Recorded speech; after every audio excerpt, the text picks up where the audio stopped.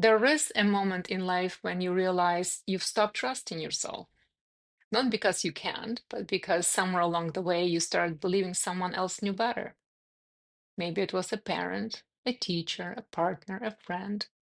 Maybe it was a few choices that didn't go so well or the way you hoped. Or that one time you ignored your gut and paid the price. Here's the truth. None of us came with a life manual. We're just making the best choices we can with what we know. You didn't lose the ability to choose well. You just got used to second guessing yourself.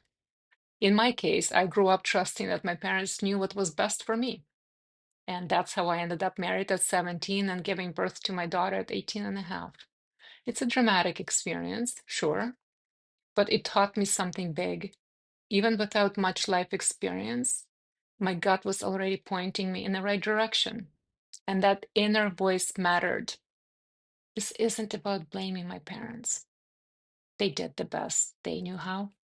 But it was a massive lesson in learning to trust myself by figuring out how to make better decisions on my own. Self trust is like a muscle. The more you use it, the stronger it gets. Today, I invite you to start small. Make one decision today without polling five other people first. Listen to that quiet nudge before loud voice of doubt kicks in. And here is something to try. Next time you have a decision to make, big or small, ask your body. Sit with a question. Breathe. Notice what happens. Do your shoulders tighten? Does your stomach drop? Does your voice shift when you speak it out loud? Usually, decisions that are right for you feel open, light, and expansive. The ones that aren't often feel heavy, close, or contracted.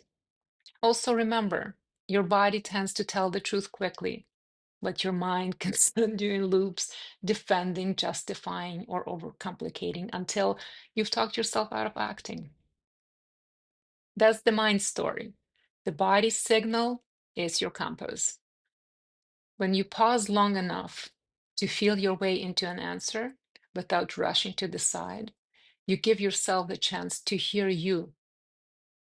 And that's where your trust lives. Trusted. And here's the fun part. When you act on your own knowing, you feel lighter, clearer, more you. Your body will always tell you, just lean in and listen. Every time you trust yourself, you remind your mind who's in charge, and your life starts to follow. So today, try it. Trust yourself with something small, then something bigger, and watch what happens when you start believing in you again. Join me on this 90-day awareness challenge. It may help you begin to see your life with new eyes.